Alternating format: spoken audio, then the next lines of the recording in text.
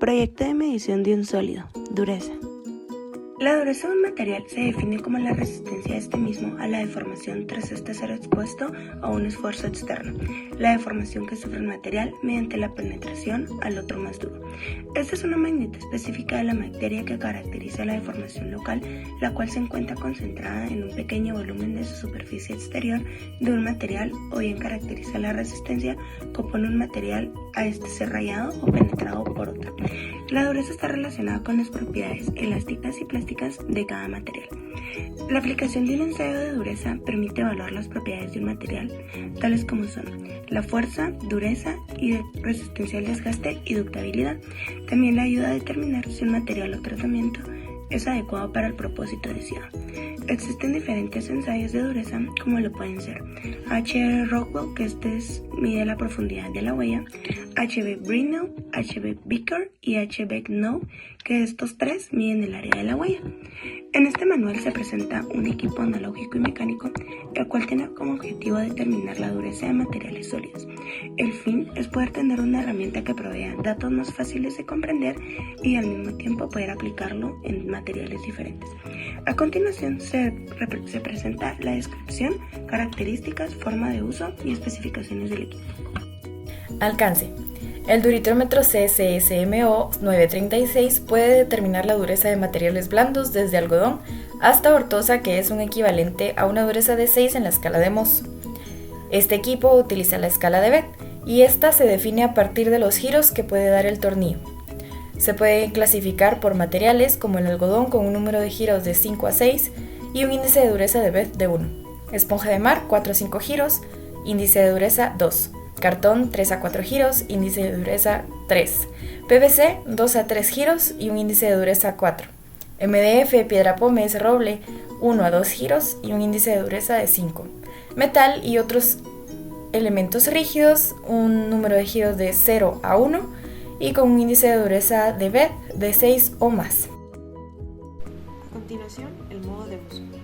Para poder emplear el duritrómetro CSSM 936, se deben tomar en cuenta ciertas consideraciones. La primera es que el tamaño de la muestra debe ser de aproximadamente 2 centímetros, siendo esta medida no una medida tomada compacta, es decir, esta muestra de algodón, por ejemplo, debe medir aproximadamente 2 centímetros sin ser compactada.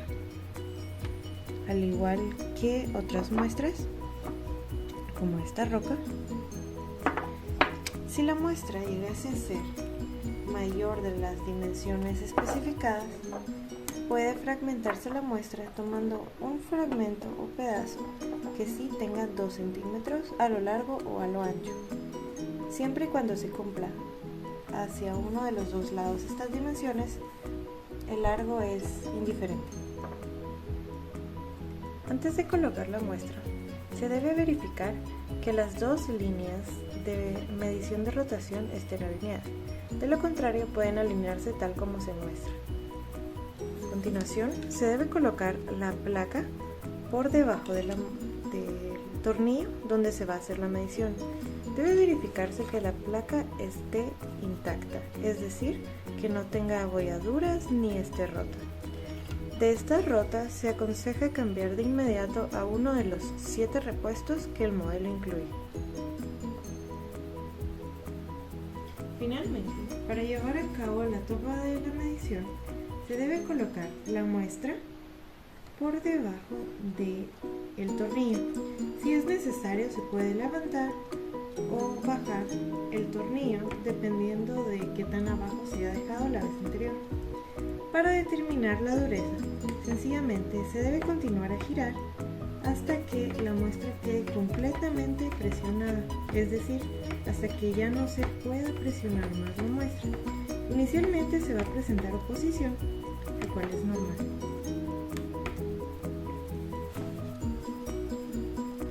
Habiendo presionado por completo la muestra, se procede a verificar que se haya quedado en una vuelta completa, es decir, donde se alinea, viendo de una forma paralela a las líneas, si terminamos la vuelta o no. El índice de dureza va a ser determinado de acuerdo con la tabla de Beth que se encuentra dentro del manual. Planos y materiales con lo que está construido. De este lado podemos observar las vistas frontales, lado derecho e isométricos del equipo realizado. Si miramos más de cerca el equipo, nos podremos dar cuenta que este está conformado por una manecilla giratoria, un tornillo medidor, una tuerca de graduación, una placa de madera, un indicador de vuelta completa, un tornillo de ajuste y una base de soporte. Ahora, como materiales utilizados tenemos primero 4 tablas de madera, que estas fueron utilizadas como la base con la cual se armó el equipo. También utilizamos 7 tornillos de ajuste y estos fueron los que fueron el soporte para nuestras bases y también para el tornillo medidor a la tuerca de graduación. También usamos el tornillo medidor, que este fue el que nos ayudó a determinar la dureza de nuestras muestras, una manecilla giratoria que esta facilitaba la rotación del tornillo medidor y así podíamos contar con una mayor precisión. También utilizamos un indicador de vuelta completa, que esto nos ayudaba indicando cuando ya se había realizado una vuelta completa, que esto es lo que significa un BED.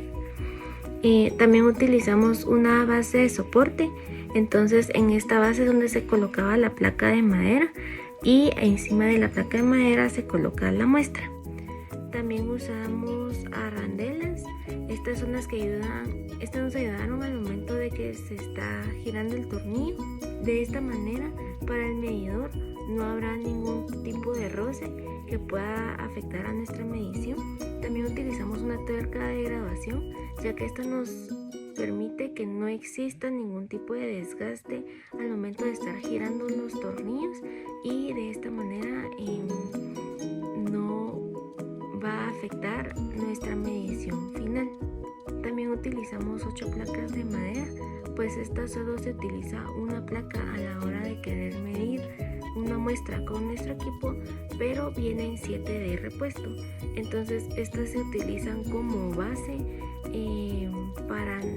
para la muestra que se va a analizar y de esta manera nos aseguramos que la base del equipo no sea dañada. Como conclusiones y recomendaciones tenemos que la operación del equipo no depende de la temperatura. Sin embargo, la muestra de la cual se le realiza el ensayo de dureza debe estar a 25 grados Celsius para garantizar que se pueda comparar la dureza de un material con otro. Para el propio funcionamiento del equipo se recomienda tomar lo siguiente en cuenta: limpiar el equipo antes y después de usarlo. Si ve que la placa inferior se encuentra dañada, agrietada o rajada, cambiar a un nuevo repuesto de placas. Si observa que el tornillo se encuentra dañado o desgastado, reemplazarlo. No forzar el tornillo sobre la placa inferior, ya que puede dañar. Utilizar muestras únicamente de tamaño indicado. Llamar a los proveedores si presentan problemas con el funcionamiento del equipo. Para mayor información se puede poner en contacto con estas personas.